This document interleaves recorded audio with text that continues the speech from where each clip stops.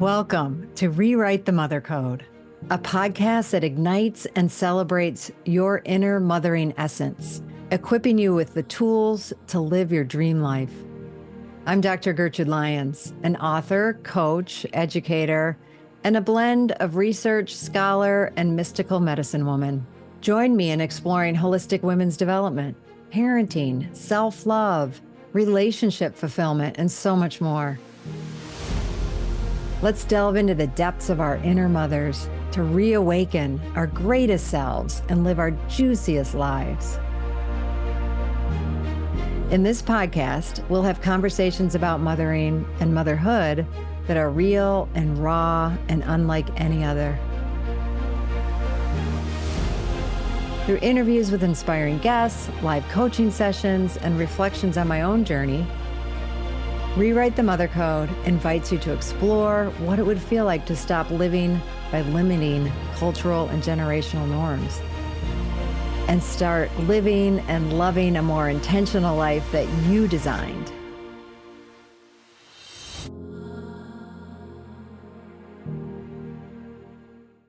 Welcome to this week's episode of Rewrite the Mother Code with me, your host, Dr. Gertrude Lyons. I am thrilled, blessed, and honored to have as our guest today, and who we get to speak with, Jaclyn Shaw. Let me tell you a little bit about her, and we'll dive right in. All right. So Jaclyn Shaw is a spiritual mentor, best-selling author, and sought-after speaker whose presence alone will move you into deeper truth and bolder action. When she speaks, women listen. Her conviction commands attention. Her wisdom hits a soul level. Her trust in herself and in God is undeniably felt. Truth burns as her eternal flame. Faith resonates as her unwavering frequency. And as she puts it, God signs her seven-figure paychecks. So much to talk about with Jaclyn. Everything that she's doing now, her book, her speaking, her coaching, her work with on retreats. So we're going to talk about all of it.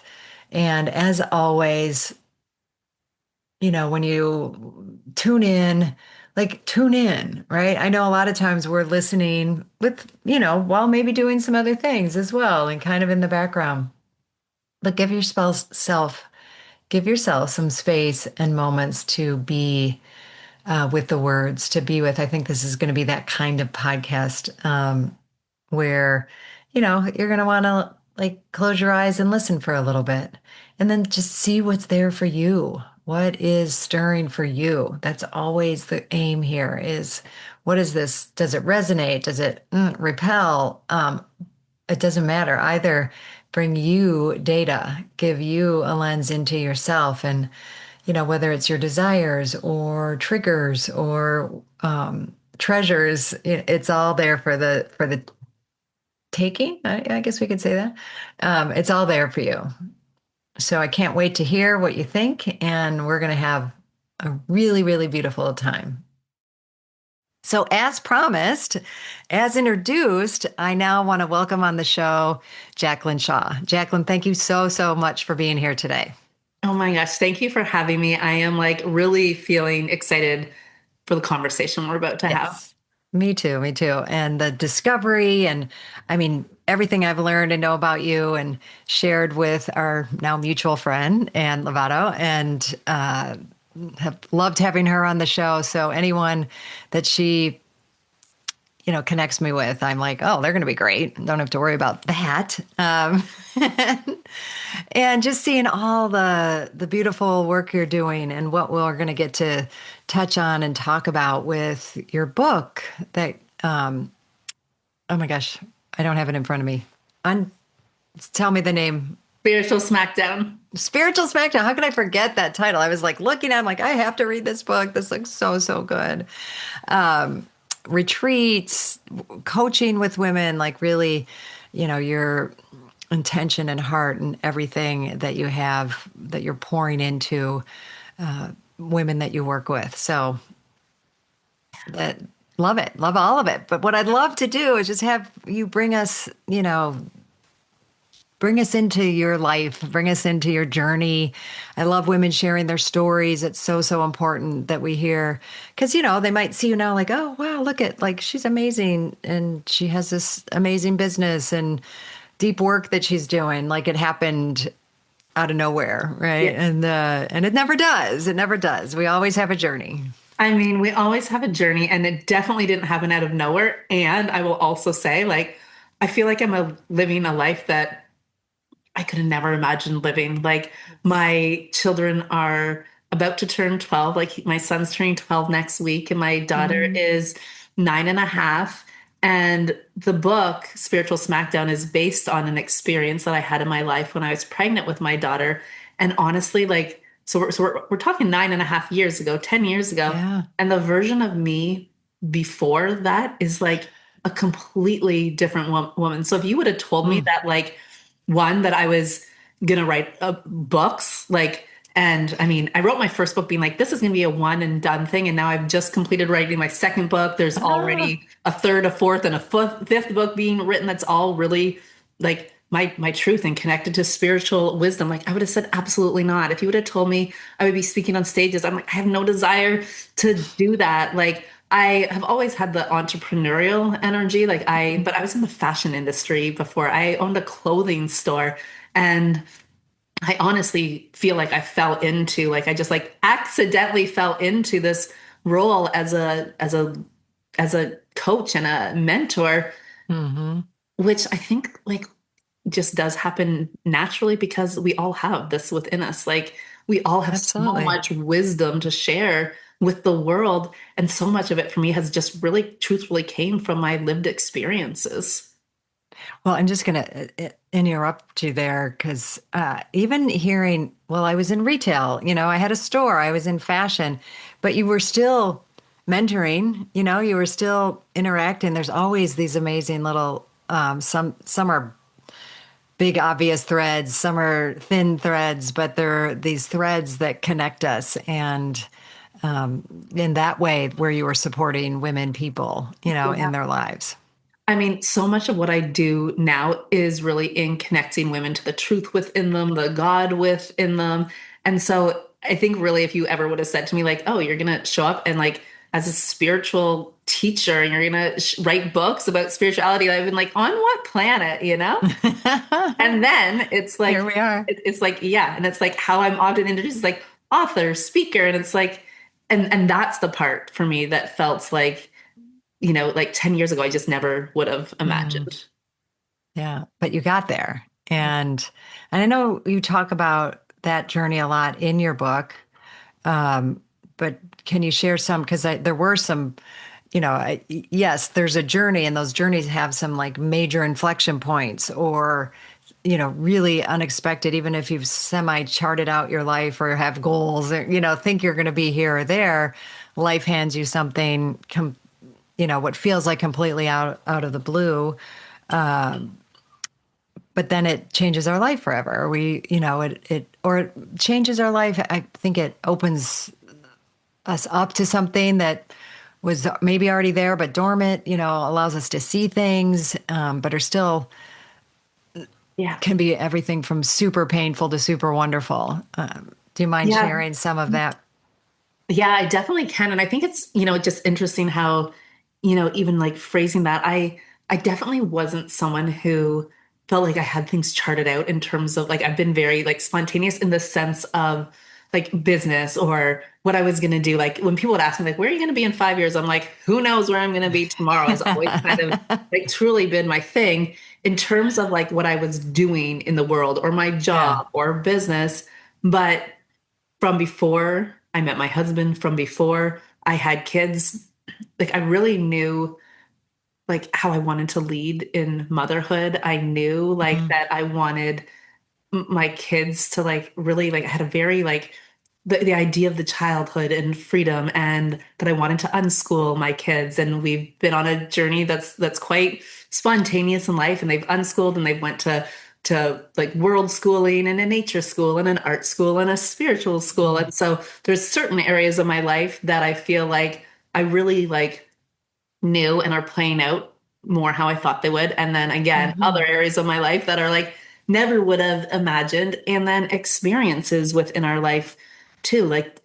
My book, it's tells the story of infidelity in my marriage and Mm, when I was pregnant with my daughter. And that is really I mean, it's called Spiritual SmackDown because that was my spiritual awakening. That was the mhm. catalyst for me truly like finding myself throughout that experience. And so that's what the book is really about, is sharing, the wisdom through the journey of, separating from my husband while I was pregnant, and a lot of the like deep inner work that came with that Yeah. when I was in a position to not, to honestly to not respond how I would have if I probably was like how I would have if I wasn't pregnant. Mm. And then when you're growing a human inside of you and, right at the very beginning, I lost 10 pounds in 10 days. Like I was not in a good place emotionally, spiritually, like physically. And I'd had two late-term miscarriages between my Mm. son and my daughter. And my daughter was having health complications, and so it really was a period of time for me that's like I've got to find another pathway here in order to. I mean, there was a lot of anxiety I was feeling, a lot of stress, a lot of unknown that felt scary, and I was like, everything, I mean, we know this as women, like everything that I was doing, I'm like, it's affecting, like literally, and it felt like her life was on the line dependent on Mm. what I chose in those moments. And so that's what really took me on the path of a deep dive into like who I am and who we all are as spiritual beings. Mm. Yeah.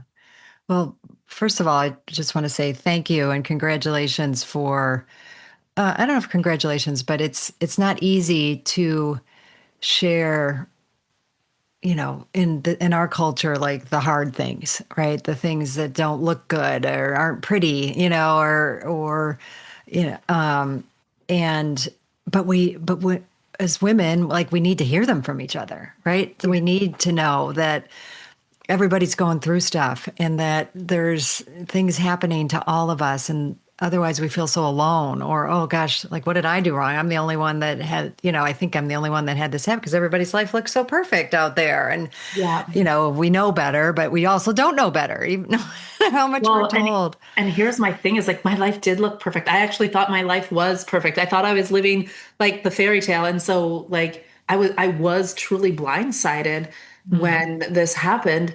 And then I felt so alone. And I felt so alone mostly because I also was like afraid of other people's judgment. So I wasn't willing yeah. to talk about it. I wasn't willing to tell people. And, I get asked, why did you want to write this book? Why did you want to put your family through that? Why Yeah. kids will read it someday?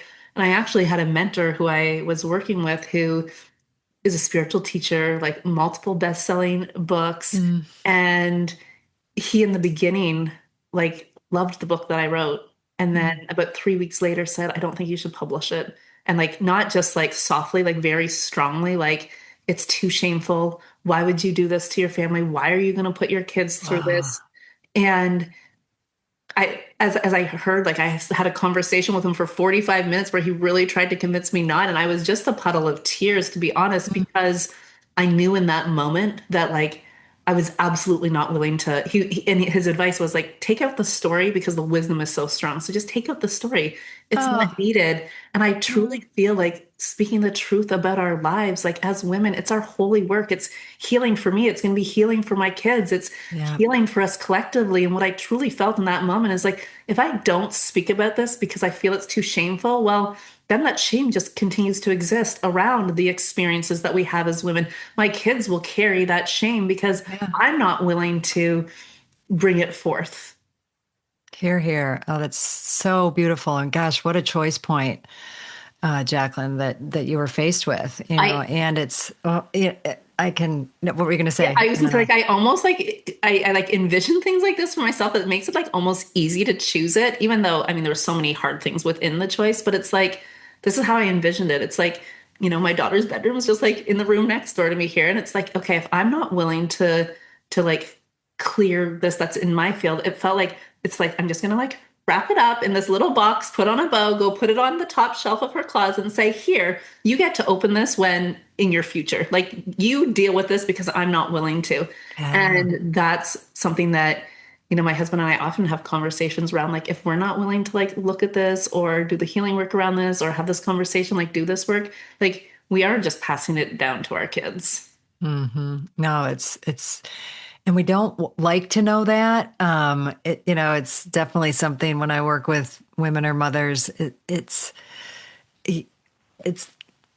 you're dealing with stuff from, your mom and moms before that they weren't willing to share. And we know that. And then we're mad at them because of how things played out with them. But, when it comes to us, we, we're just as you said, and you said it so beautifully, like, we're just wrapping it up for them to like have to deal with at some point. Right? Yeah. But what a model. And you don't even have to tell them that you went through this choice point. Like we know, Yeah. we know we're connected. We have that, and especially parent child, mother, son and daughter, like we're in a family system. We're going to know, right? We're going to know, and we're going to think that it's okay to hide things, or some things are just, we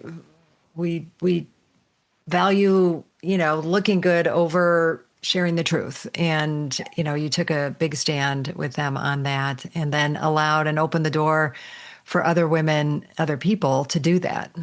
Yeah. And here's the thing, like this was in my calling, it was in my calling Hmm. and I mean, we're all human too. Like I'm sure that there's other things, other surprise gifts she's going to unwrap that I wasn't in awareness of. Do you know what I mean? But it's Of like the course, of things course. that like for me it's been like the things that I know, it's like then it's like okay, I'm showing up as my best self. Like I'm willing to do it because it's like I see it and like that feels like I'm, giving the best for my kids too. Yeah. But I want to go back to something because it was subtle. So that's why I want to kind of bring it to the surface.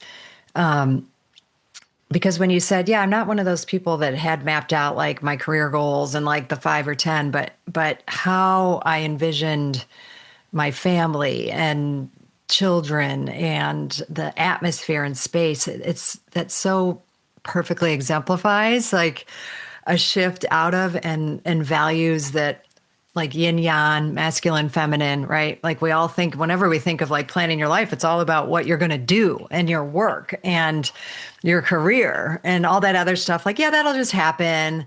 But whether you were articulating it or not, what you were putting in the forefront was the quality of experience, a very, I use the word feminine for that, bigger values, and whatnot. Like that's what mattered. Yeah. And that's also a huge stand. Whether not, you don't even have to shout at the rooftops of that, but it's just a stand in living it that way. Like, this is how I live. This matters. And it matters. We don't have to equate them more, better, equal. Like, I like the harmony, Yeah. egalitarian way of looking at it. And it's shifting the paradigm in a really important way. Yeah, that's so true. And for me, what it really I feel like represented too, like right now I'm in Canada, but we live part-time in Costa Rica. And my vision again before I had kids was really that I wanted to raise my kids on the beach.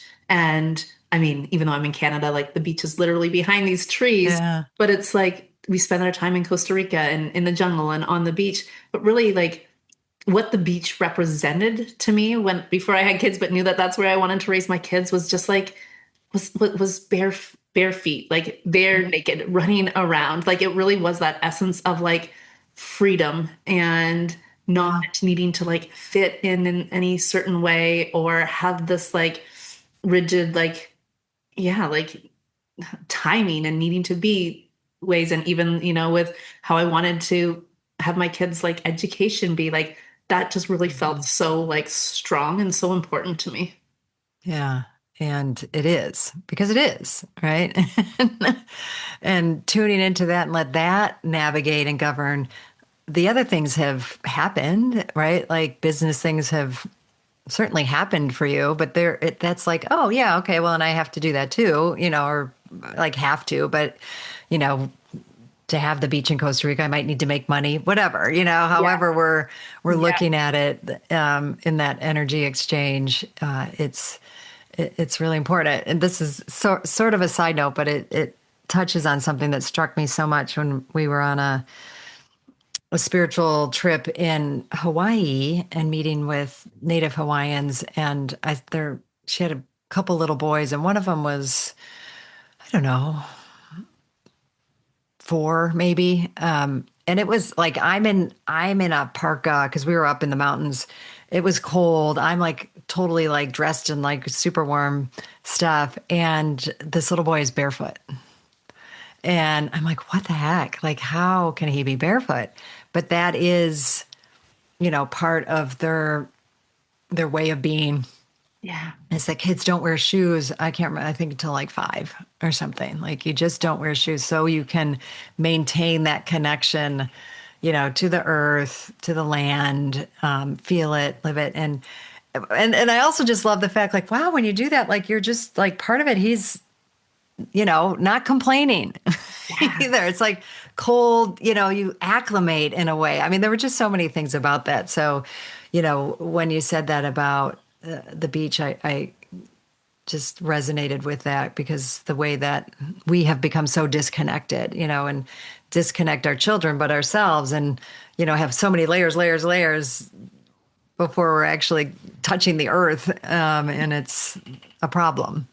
Well, it's interesting that you say that too, because it's like these were like things that I thought and felt about raising my kids. But in the time where I was actually disconnected, like I was more disconnected Mm. from self, I was disconnected. I mean, I don't think we can ever be disconnected from God, but like I felt disconnected from Yeah. God and my spiritual being and my truth. And I really think in the way in which I had always known I wanted to raise my kids is also part of like what really allowed me to come back into like the Yes. remembrance of who I am as a divine being and my spiritual nature. Yeah. And yeah, it can be a lot easier to think, kind of separate ourselves. Oh, well, my kids should have that, right? Before we can even think about giving it to ourselves or start touching those spaces where it's like, that's missing in my life. Yeah. Or, like, but the allowance, of course, is there to like give it to our children. And, that's such a big act. And, you're rewriting mother codes all over the place. I'm not naming them, but we're saying them, right? Which is doing anything differently, doing it, anything differently. We talked about the book and publishing it, even like, when other people would say, don't do that, it's going to harm your children, in some way. And I mean, really knowing even that didn't feel, like that in yeah. the bigger sense, no.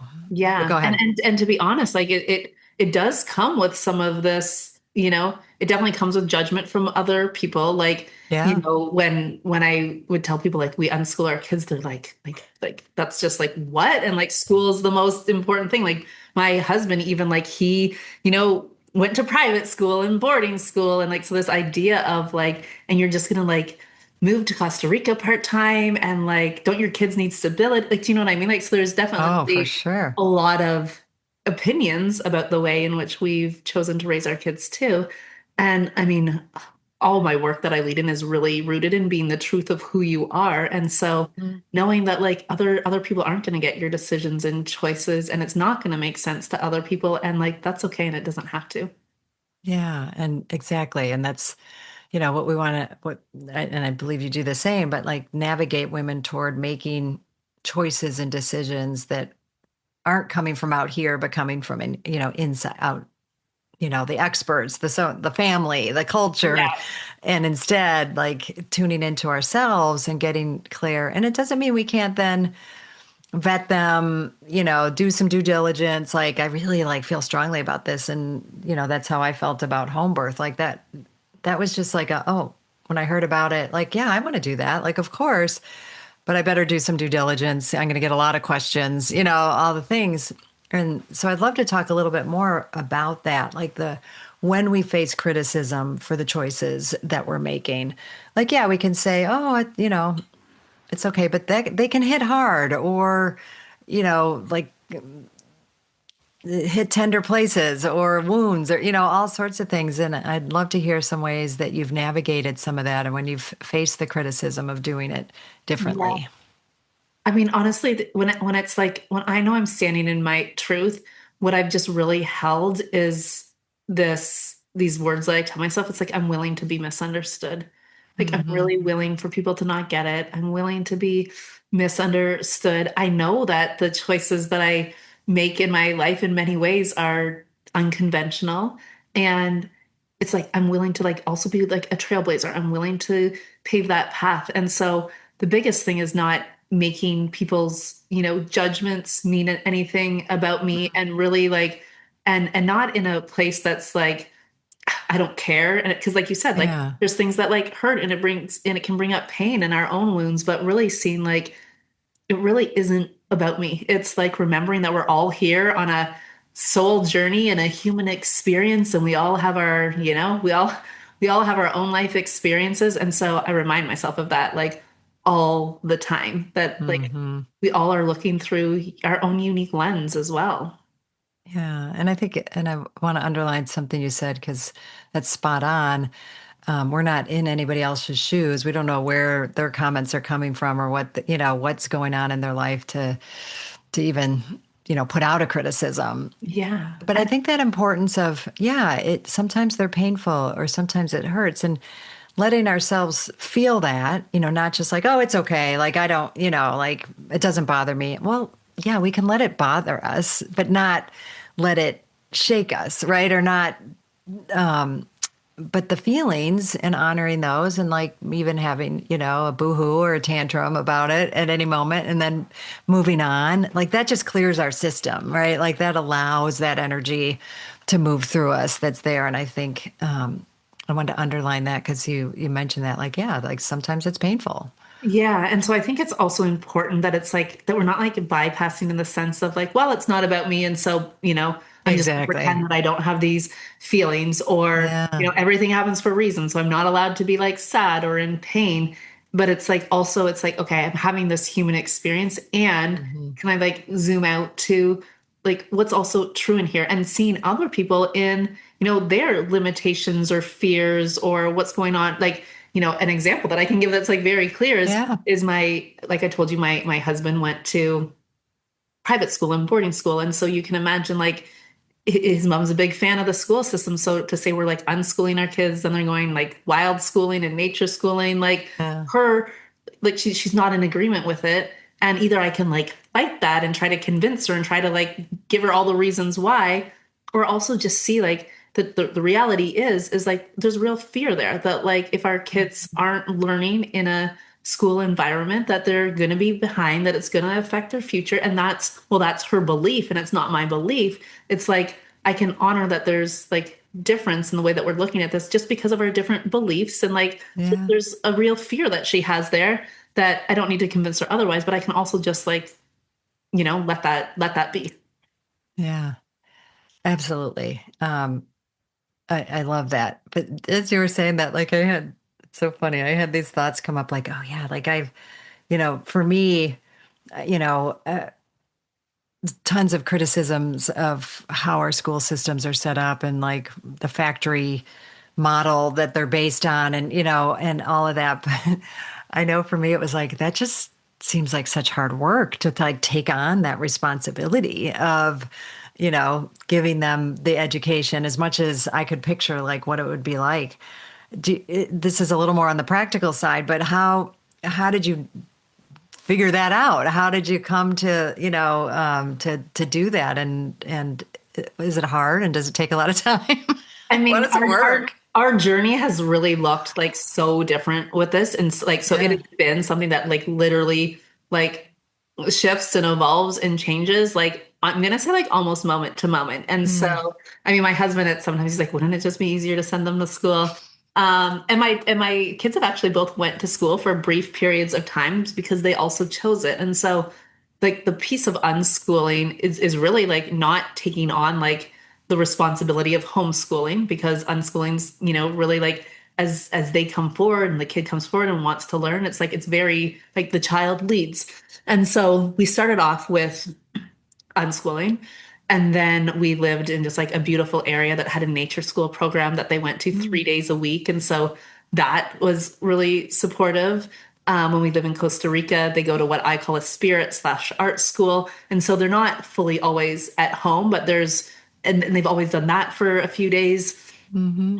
My son is like a very like avid basketball player right now. And so last year his school looked like he spent 5 hours a day with his basketball coach. And they looked at math through the lens of basketball statistics and reading through like his favorite basketball players. And they like wrote a rap song and designed basketball Mm. shoes together and played basketball a lot of the day. And so it's really just been like finding like we found a lot of support for people Yeah. that come in to like um help our kids flourish.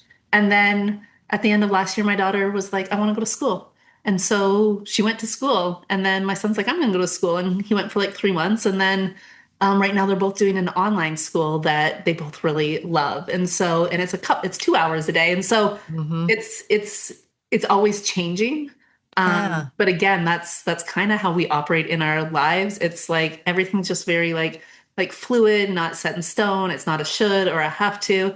And I really see them thriving through that Mm-hmm. because they're not stuck in like doing something that goes against like, you know, their nature. Like it was just a few weeks ago Yeah. actually that my daughter um she just wasn't having like she really wasn't having a good experience at school, and she was starting to feel like anxiety the nights before about going to school. And I said, like, like you can do what Kane's doing or we can figure something else out. And then she like just started to say, she's like, would you want to go somewhere where you get yelled at every day? And I'm like, yeah, absolutely not. And so let's Oh. like not put you in that environment again.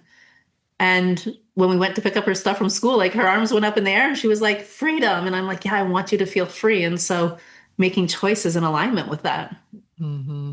No, thank you. Because I think hearing that, like that it paints the picture, even more and, honors the sovereignty of the children, and like they know so much more than we give them credit for, and rather than just like, here, this is what you do, right? And because this is what everybody does, and it's a big system that we're not going to go against. So just that act, but then giving them, the opportunities to think for themselves and feel into things and try things. I love that part of it, but also a part that I want to underline, and I know this to be true, but like you've underlined it even more, that even in homeschooling, or and this unschooling, like you're describing it, you don't do it alone, right? Like yes, the work is like finding the people, but those people, like usually when you have that intention, they're finding you, you're finding them, and but it doesn't mean it's not work too. But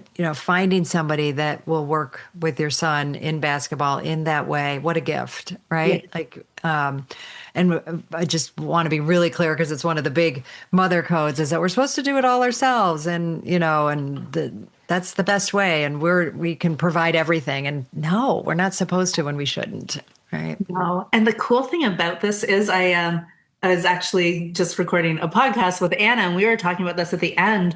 Like I really believe that, and within my line of work, I talk a lot about this. Like when we show up and we follow our intuition, when we're being the truth of who we are and we're willing to put ourselves out there, like we are the answer to other people's prayers. Like the wisdom that you have, the stories you have, the codes that you have, Yeah, really yeah, answer yeah. to other people's prayers. And this, I mean, I have to tell you this story because of the nature of this conversation, like was Sure. so good that you almost can't make it up. And so when I reached out to my son's basketball coach, like I had no idea, like, and I, what I know of him is he's the basketball coach and he also is a life coach and he Mm. mostly works with like teenage boys.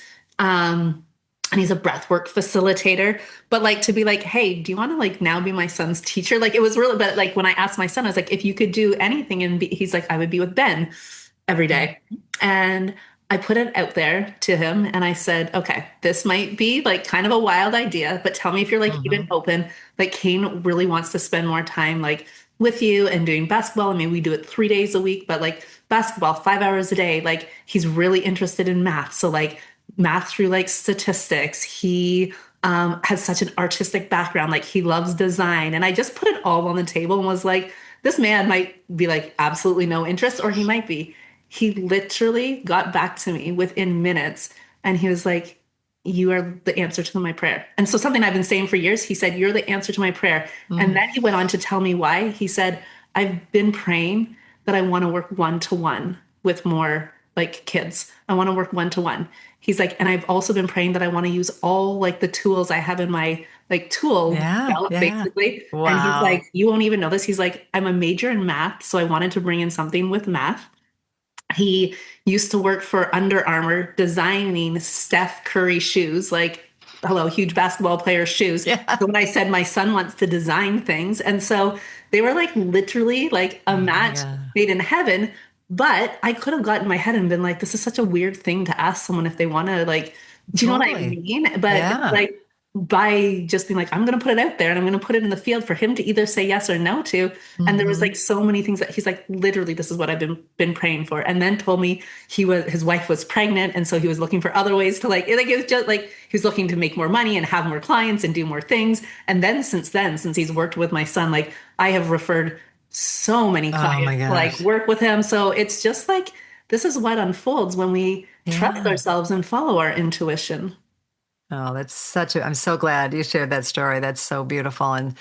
And yeah, well, everything we don't know, but what we've been also trained over extended period of time as women to like dampen our desires or, not ask too much, or people are going to think we're like loony because I am choosing to believe this exists and this is what I want for my son. Is it even possible? And he's like, oh, as a matter of fact, it's perfect. So, yeah. And if he had said no, like, oh, yeah, no, I can't go that direction, like, what was there to lose? Right. Yeah. Like, nothing, It but was we like, can okay, and what get in else our are we going to head. explore? Is like, and that's Yeah. like often how I really look at things. It's like, okay, let's explore it. Let's see. Let's get curious about it. And like, but never attach to it. Like that doesn't also have to Hmm. be the way. Yeah. No, for sure. Well, you've taken, this way of being, your life force and built a very successful business. And speaking, mentoring, coaching, and I just right before I got on saw that you have a retreat coming up in Costa Rica, and I just led a retreat in Mexico. So of course I'm like, oh, wow, what is she? This looks beautiful. What does she do? And what I love seeing, and I'd love to hear a little bit more about it because I think it's a unique factor. And I don't know if this is how you do all your retreats, but that three of the middle, it was 5 days, and three of the days are in silence.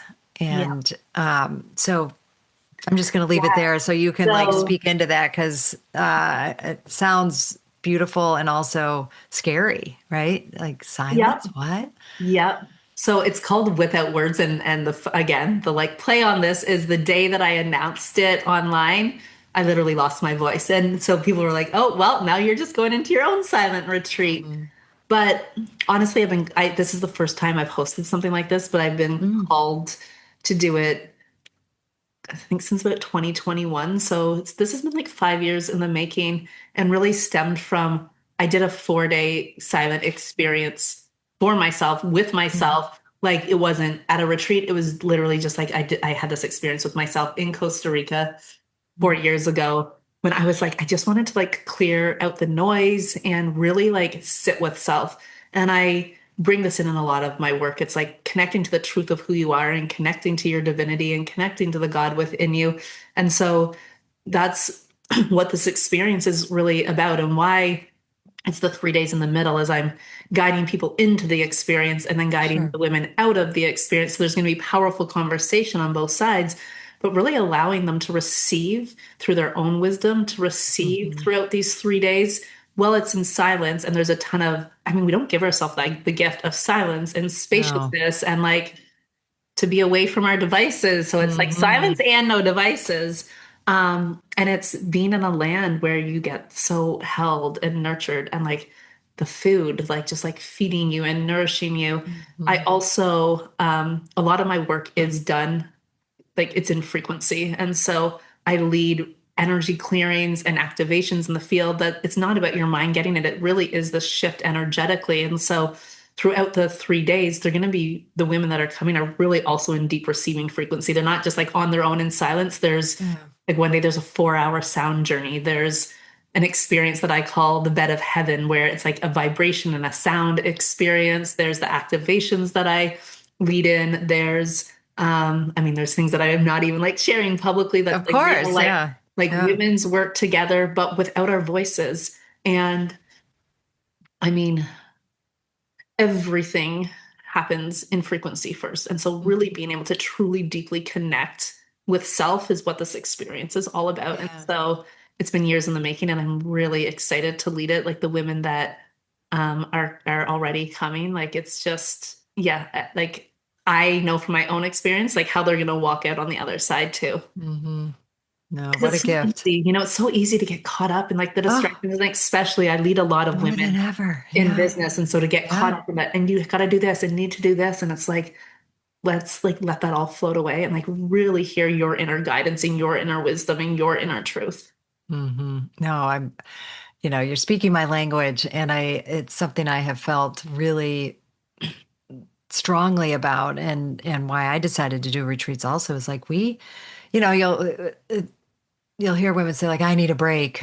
Okay, well, guess what? I've set up this, retreat where you can, step away from everything and really just be there for yourself. Oh, no, but I can't. I couldn't possibly like, leave my kids, leave my work. And so it really confronts that part of ourselves that has felt like we're here in service of others, like there that, and it's a big act of bravery and courage to give ourselves this kind of time. Well, something that's pinged for me, and it actually pinged for me earlier in the conversation. And so the fact that it's Kate brought forward again, I really want Mhm. to share this. You had said something about like, I had this vision for my kids, but then it's like you have to, work to order to live on the beach in Costa Rica. One thing that I've always like, I really love my work. Like, I am so passionate about my work and what I Mhm. do here. And one thing I've always made is like, it's so clear to my kids that it's not a have to, that it's a get to, Yeah. that it's like, I want to. And so the very first time I was running a retreat was in 2020. And there was like around the time that it's like, our airline's going to fly? Like, is the world, like, the world like Uh, shut down? Like, am I going to be able to leave Canada? Like, all of these things. And so what went from usually my family comes to Costa Rica with me. We had just moved into a new house. Like my son at I think he was 6 or 7 years old at the time was like absolute no to getting any like COVID test to get on a plane. So he was like he just was like no. So my family wasn't going to come, but I had these women that were going to be at this retreat. And so it went from I'm going to go by myself for a week to I'm now going to go for 3 weeks. And this is actually when I did the silent experience for myself because then I found myself in mm, Costa Rica for 3 weeks and about 2.5 weeks by myself. And my kids were, I mean, they were quite young at the time. So if I do the math, they were 6 and 4 and or yeah, 4 or 5. And my son was like, don't go. And like, why do you have to go? And I don't want you to go. And him and I are very close. And he was just like, why do you have to go? And then my daughter got on board with it. Like, don't go. And why do you have to go? mm, And it would have been so easy for me to say, like, I have to. This is my business. This is my work. There's women there waiting for me.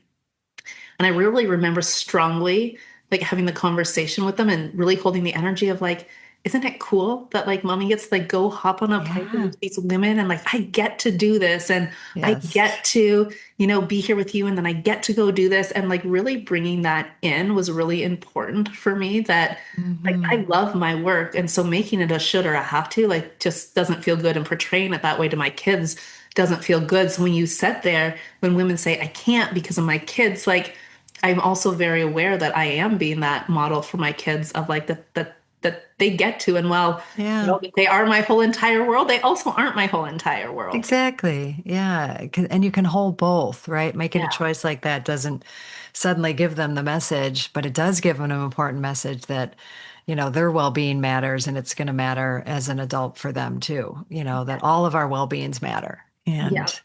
And, so good. Yeah, that's no, it's a really important.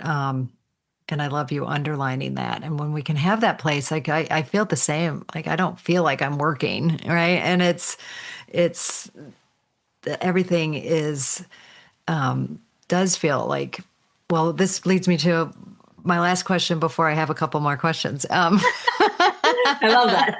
Yes, exactly.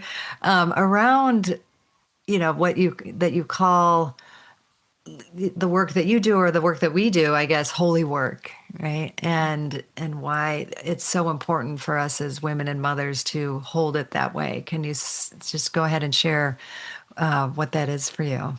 Yeah, like for for me, us, for like when I women. say the holy work for us as, you know, I because I lead women, I often say as women, and as I was writing my second book, the editor was like, "Well, do men have different holy work?" And I was like, "I just women tends to come into my Yeah, book because exactly. I'm most of with you my on that. clients are, Yes. but I really believe it's our holy work as human beings, as women, to be the truth of who we are, to speak the truth of who we are, to not hold back because I feel like so often we do hold back for, you know, reasons like we feel guilt or we feel shame or we feel this. And so then all of a sudden we start operating not of self. And then we get that intertwines and we don't feel safe with ourselves because we're not being ourselves. And so when I say like this is our holy work, it is being the truth of who you are, speaking the truth of who you are, living the truth of who you are. And not only for yourself, but also that's healing for those around you. Like that gives others permission to do the same. And when we share stories, like when I share the story that I share in my book, like I mean, one of the biggest things is like I just felt so alone in my experience because I hadn't heard anyone talk about the things that I talked Yeah. about in my book. I didn't know who to turn to, so I didn't turn to anyone. And then that made me feel so alone. And when we treat this as our holy work, it's like not just for me, it's really like collectively. And my desire within this too is like that we're not walking around this earth feeling so alone and feeling so disconnected from each other. Mm-hmm. Here, here. Well, that's spot on. And I couldn't agree more. And I'm so glad you're putting it out in all the ways that you're putting it out because we need to know this is how it really is, right? Despite what we may be being told or the limitations that have been tried to put on us, right? But we're Yeah. breaking free of them. Yeah. Okay. Well, there's this question, which is how do people find you and discover all these ways that you're working and I know your retreat's coming up. I don't know if you have space on it, but you're certainly uh, women are certainly welcome to look at that and your book and like all the things. Where's the best place to go? Yeah, The I mean, places. yeah, I'm like the places and all of the things. I do feel like it's like, you know, with the book, it's like, I mean, it's everywhere. So anywhere like you Hmm. get books, I have my podcast, the Jaclyn Shaw Show, but really where I share, I mean, where I'm sharing not daily, but where I show up a lot to share and create connection is through Instagram. And that's where I'm always sharing my offerings. There is still space at the retreat. So if anyone's interested in coming and spending some time in silence, which is like you said, it's like this is what people often say. They're like, I don't know if I could do that. And gosh, like once you have that experience, like I will tell you, you just want more of it as Uh, well. But yeah, the Jaclyn Shaw on Instagram, the Jaclyn Shaw Show is the podcast, and you know, I run everything online, so you can find me online. yeah. Well, beautiful. I'm so glad. Yeah. Lots of beautiful ways. All right. Now, the really last question that I ask all my guests is what does rewrite the mother code mean to you? Oh my gosh, like I'm like struggling with the words right now because like honestly, what I want to say is like it really truly feels like it's everything. Like Mhm. I feel like who we're choosing, and I think we're at a really unique time in this world, like who we're choosing to be and show up as, and like the healing that we're willing to do, and the truth that we're willing to speak, and owning our intuition. Like as mothers, we have such strong intuition. It's like Yes. it really is changing the next generation. And Mhm. so being willing to honor that for yourself, like honor that you are here as a mother in this moment of time, like with the ability to rewrite the codes and to literally change things for the next generation. Here, here. Thank you. It's always such a gift. And that was like so beautiful. So, so beautiful. Mm. Thank you, Jaclyn. Thanks for being here. Yes. I can't wait for people to find you and be in your world. And I'm excited that I got to be in your world and hopefully get to more. I'd Yeah. actually be Yeah. considered coming. I would really, so somewhere down the line, I will be at one of your retreats because that sounds wonderful. But I'm going to be in Ireland, leading a different retreat. So, Okay. but they Well, will align maybe at it's a a different seed for time. the future. Oh my gosh. Thank Yes. you so much for having me. And yes, I can't wait for our paths to continue to intertwine. Great. Thank you. Well, what do you think? Was that lovely?